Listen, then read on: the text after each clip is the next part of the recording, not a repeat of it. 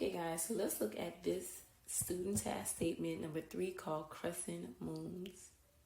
Here are 4 different crescent moon shapes. Number 1 is asking us, what do moons A, B, and C all have in common that moon D doesn't? And from what I see, A, B, and C, they look kind of similar to each other, in my opinion. And D looks extremely slanted. Okay, like it looks distorted. It's wide, it's sharp. Okay. So then for number 2, it says, use numbers to describe how moons A, B, and C are different from moons D. So when I told you guys in our last unit, anytime you see a grid, it's actually want us to use it as a tool of measurement. So being that it wants us to use numbers, I'm going to measure the length and the width, which is the height and basically how wide it is. So let's get going. So this is 1, 2, 3, 4, 5, 6, 7, 8, 9, 10, 11, 12. So this is 12 units for height. Then the base would be 1, 2, 3, 4, 5, 6, 7, 8 units. Okay. And then for B, it will be 1, 2, 3, 4 units. And then the height will be 1, 2, 3, 4, 5, 6. This would be 6 units. Okay. And then for C, it'll be 1, 2, 3. This is 3 units.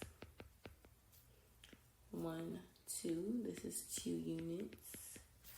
Okay, and for D, which is the eyeball, which let's use D in a different color. 1, 2, 3, 4. 4 units. And then the base would be 1, 2, 3, 4, 5, 6. So this would be 6 units. Okay. So then for the next part, it's asking us to make a table. Okay.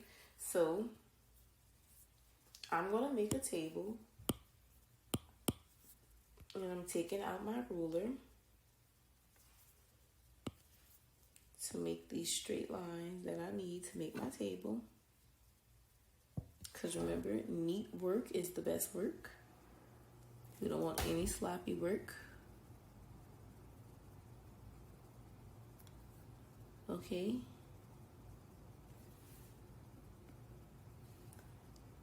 All right. And disregard those extra lines that you guys see.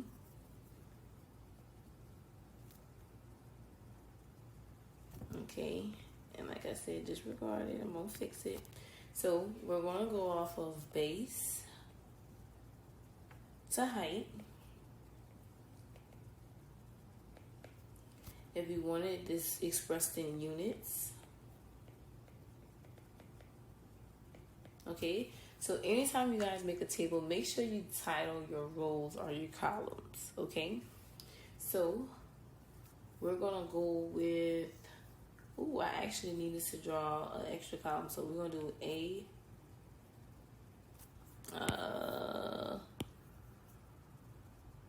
Yeah, I'm going to let the first one number be A. Okay. Oops.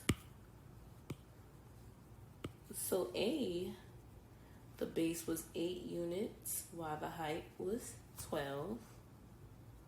Okay, for B, it was 4 units while the height was 6. C, it was 2 units while the height was 3. And D was, the base was 6 units while the height was 4 units. Okay. So they said it wants us to find out, like, show how they're different. Well, in other lessons, I showed you guys how to break these tables down to like find the equivalent ratio. So that's what we could do with this one, and I'm going to annotate in blue. So I can see that, let's see if they all are, if they're all are equivalent ratios. So what I'm going to do is find the greatest common factor between 8 and 12. And the greatest common factor will be 4, which would be 2, 3. Okay? So then I'm going to do the same thing with 4 and 6. The greatest common factor between these two will be 2, and this will be 2, 3. Okay? Now this is already simplified, so this is already 2 to 3. So therefore part D, I'm going to simplify it as well. But since it kind of has like the same quantity as crescent moons B, then I can almost say that they're going to have the same quantity but not the same order of ratio. So this is what I mean by that. If I divide by 2, it's going to be 3 to 2. So even though they have the same numbers, it's not the same ratio, because crescent moons are moons A, B, and C are equivalent ratios. Or you could put equivalent to each other.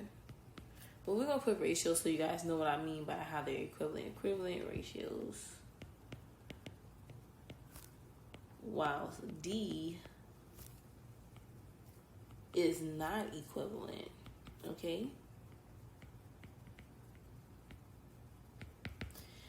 Alright guys, so what's another thing that you saw that was different about Moon D? So feel free to write that in your notes. And if, like I said, if you don't understand this lesson, always refer back to your manager session or refer to a previous lesson in order to gain some knowledge on this material.